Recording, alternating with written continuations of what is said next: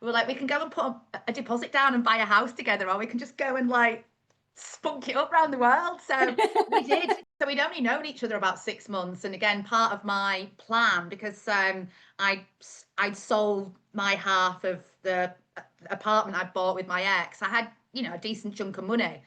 And my plan was to just go and maybe go to Africa or somewhere and, work, I don't know, build some schools, or, I hadn't done any traveling really at all apart from Europe. So I really wanted to go and, just experience the world. And I just said to him one day, I went, look, this can't get too serious, because I want to go and see the world. And he was like, well, I'll come with you. And I was like, what? He had a really good job. He owned his own house in London.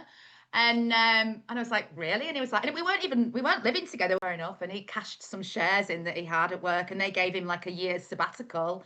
And I handed my notice in, and we were like, well, look, we've got two options, haven't we? And again, this just speaks volumes, because between us we had probably about £50,000, which is, 100,000 US dollars at the time.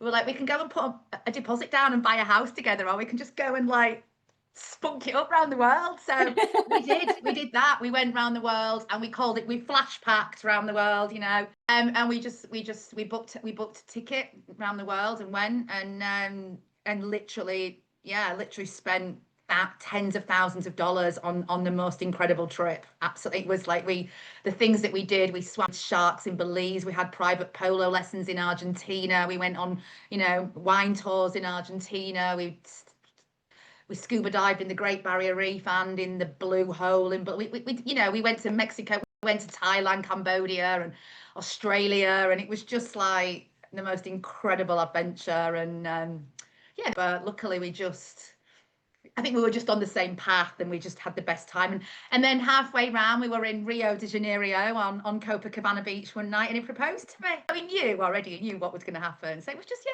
I hate to say it, but it was pretty perfect, really.